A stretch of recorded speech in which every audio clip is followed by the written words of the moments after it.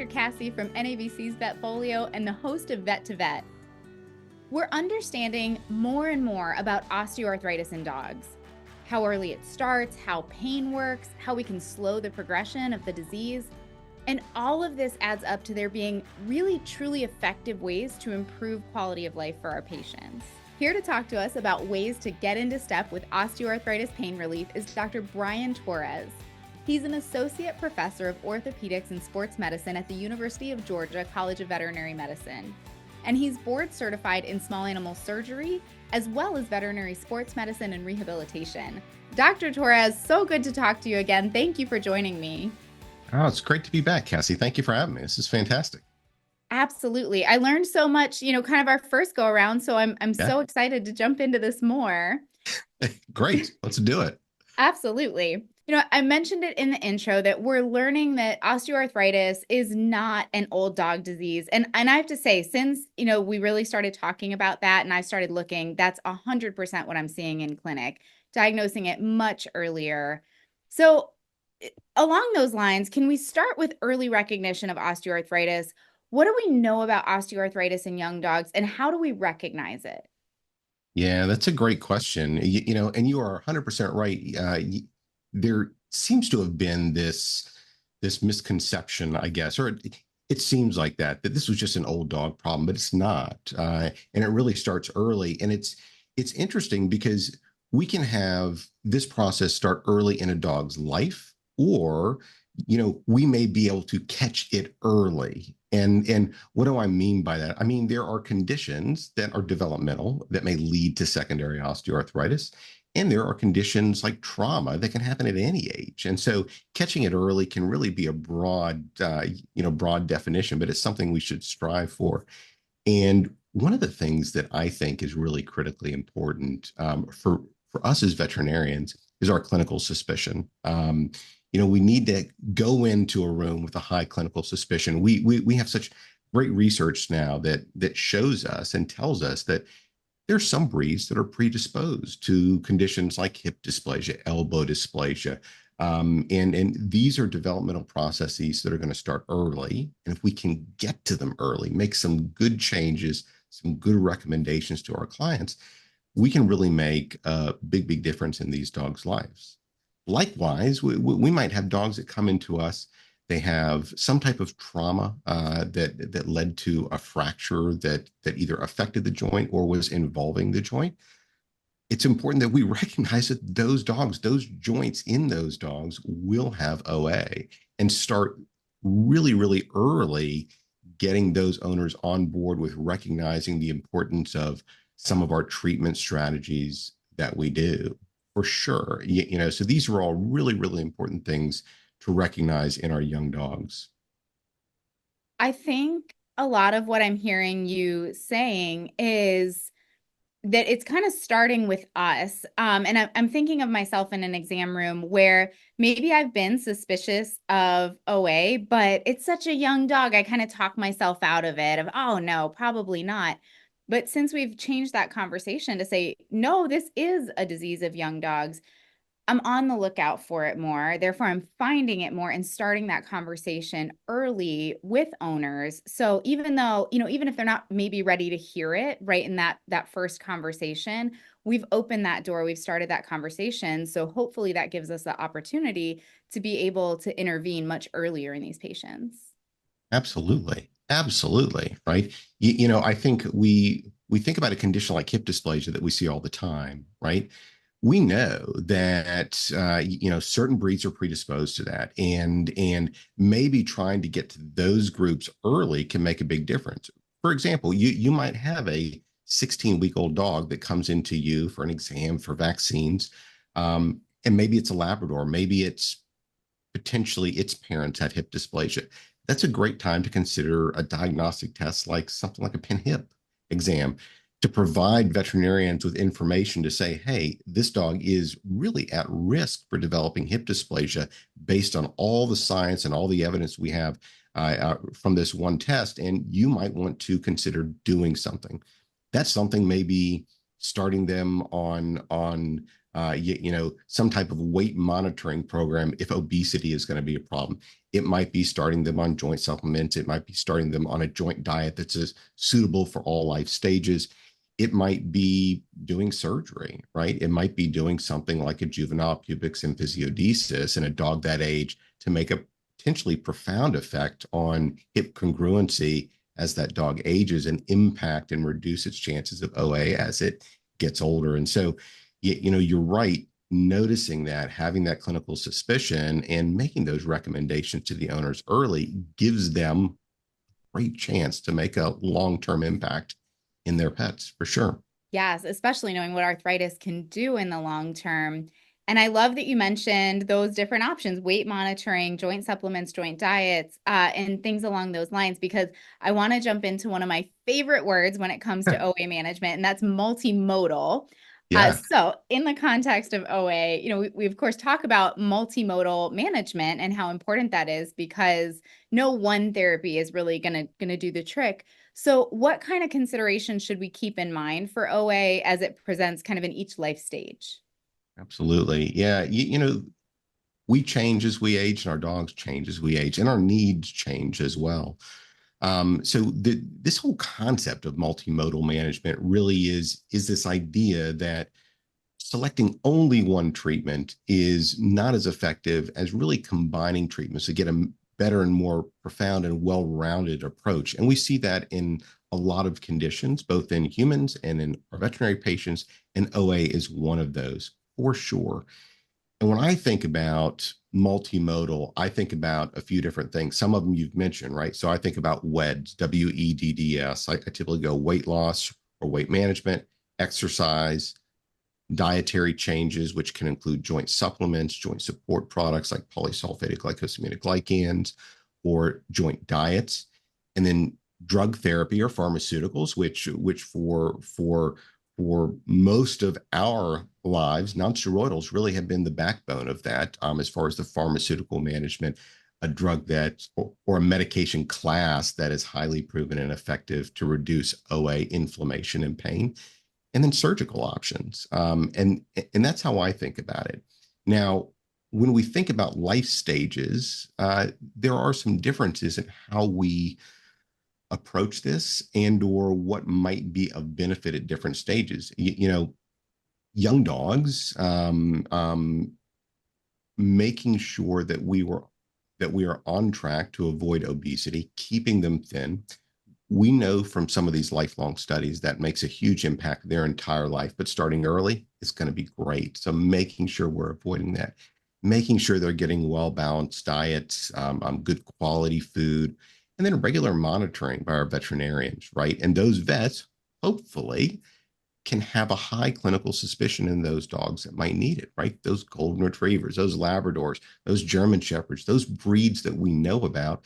And that may lead you as a veterinarian, me as a veterinarian, or anybody else out there to choose appropriate tests like radiographs to monitor or see if we catch stuff early.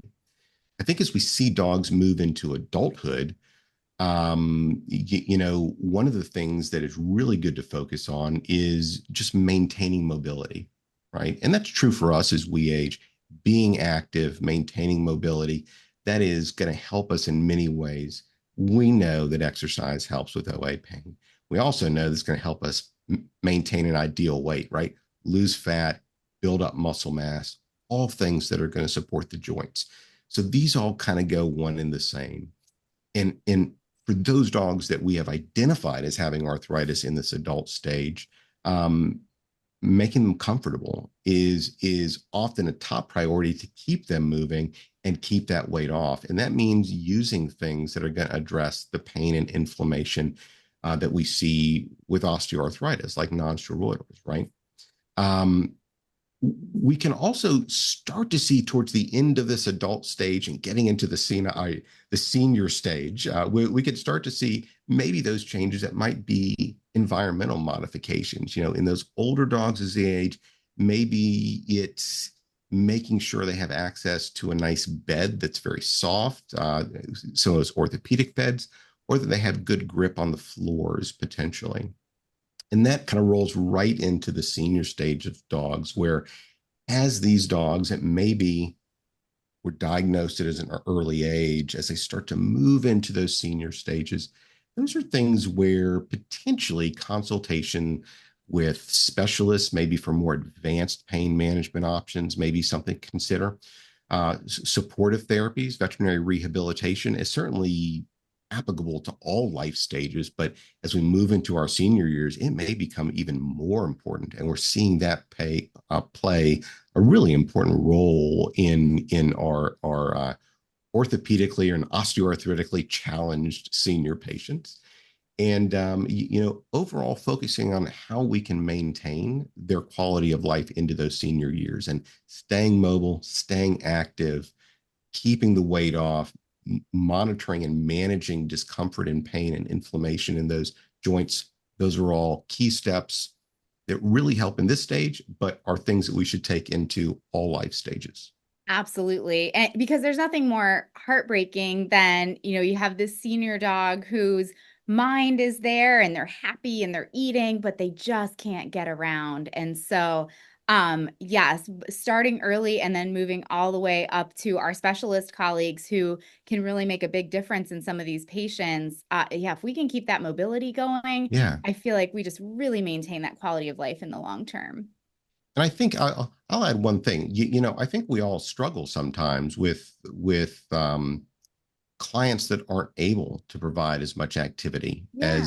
as we would like, and that is one area where I think um, having access to a local rehab facility or some specialist or somebody that's into that area, um, if they have an underwater treadmill, that's great, right? These are all resources that weren't readily available 15, 20 years ago that we now have access to. And I think for all of our patients, young, adulthood, senior patients, these are all valuable things to consider, and they may be really, really important to helping maintain mobility and even maybe helping you lose weight in those dogs that are obese. And I love the emphasis on mobility. I'm wondering your thoughts because I think a big takeaway that I've taken from a lot of these conversations is that mobility, it's not just, it's not one size fits all, the moving around, and you kind of avoiding that weekend warrior syndrome, which, I am a full-time working mom. And so absolutely like my Labrador, who of course I've already x-rayed for osteoarthritis and concerns about his knees and things like that. He was really falling into that weekend warrior type of plan for mobility. And so, but I've kind of heard no, that slow, controlled, regular exercise is going to be much better than, they don't really do a whole lot all week, and then you play with them a whole bunch on the weekend. Sure. Yeah, I think what we've seen from some studies is just exercise in general is good, Okay. right? Exercise in general is good. Certainly, I would be more worried, being the weekend warrior, that you may have may have more sprains and strains for sure. But I think if any exercise can be done, that is going to benefit our OA patients significantly. And I think, like we've already mentioned, it's all going to go hand in hand, right? If we can treat them effectively for pain and inflammation, that makes them want to move more. If they move more, that makes us that potentially helps them maintain an ideal weight, lose fat, build up muscle mass. These things all go really hand in hand, and are really important for us to do at any life stage for sure.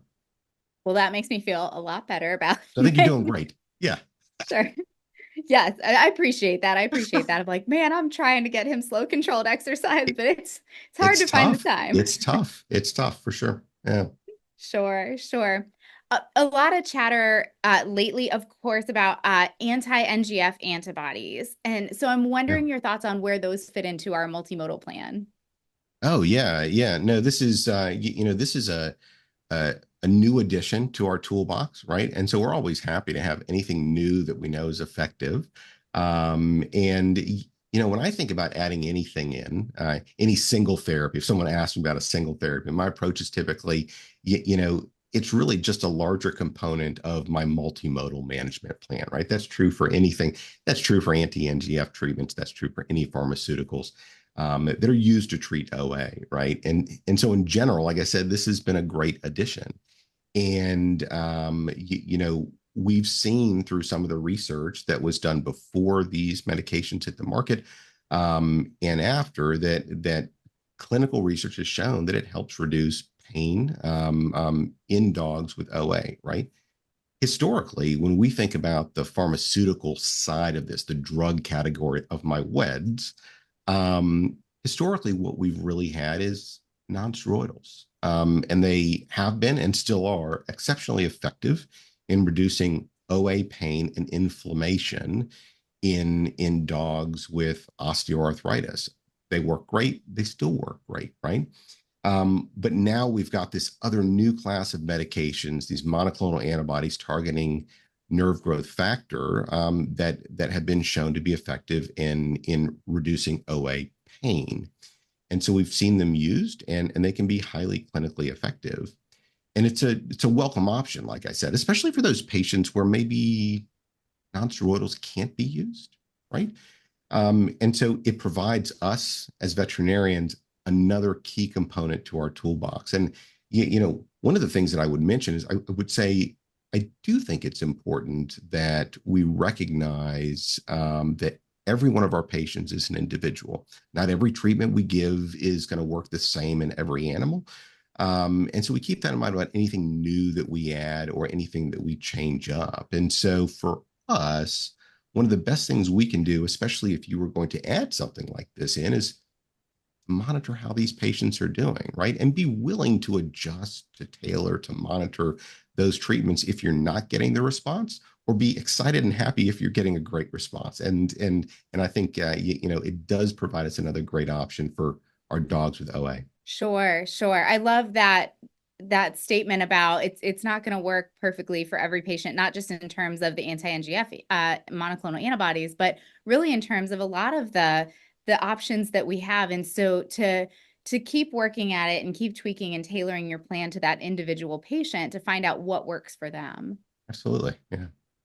I'd love, if we can, to talk real quickly about nonsteroidals, and just to get your thoughts on how and when to use them. I know there's do we use them for 2 weeks and then stop? When do we use them chronically? Do you have any kind of guidelines around when you reach for the nonsteroidals and the duration that you use them for, and kind of how you approach that?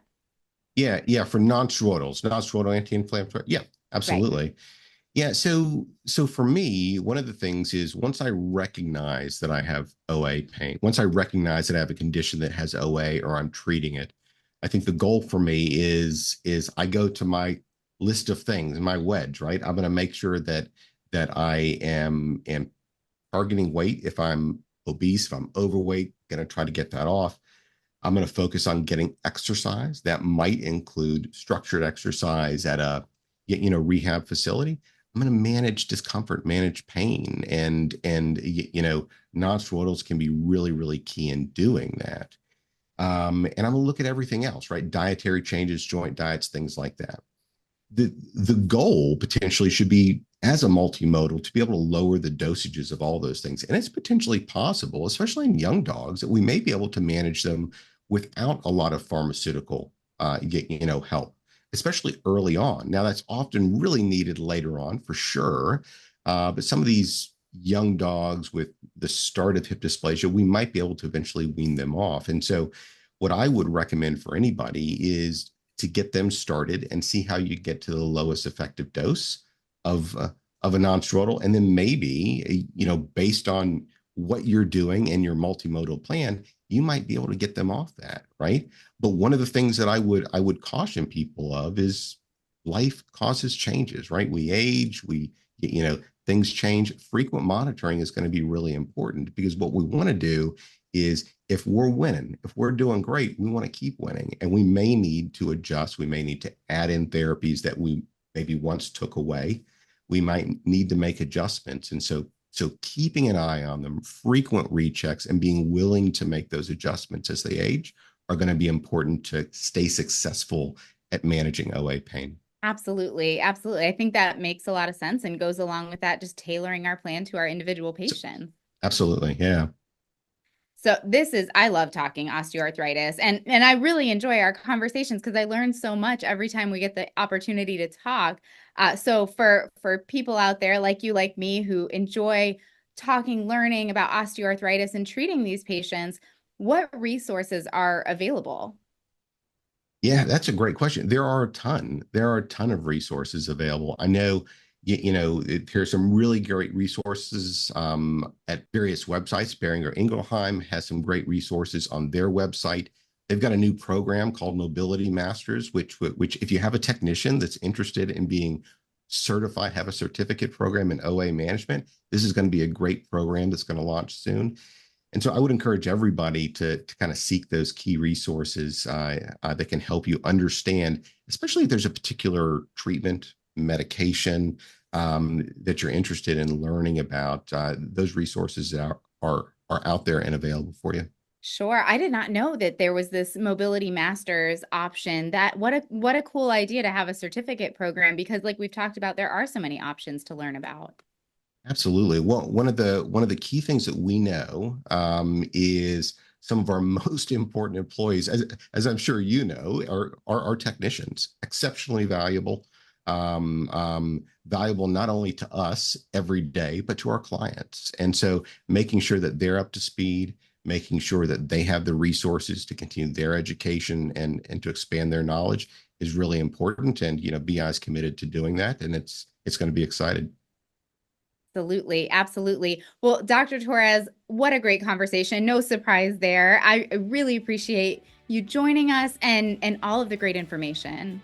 Thanks. It was great being with you, and thank you guys very much. This has been wonderful. And thank you to Beringer Ingelheim for partnering with us for this edition of Vet2Vet.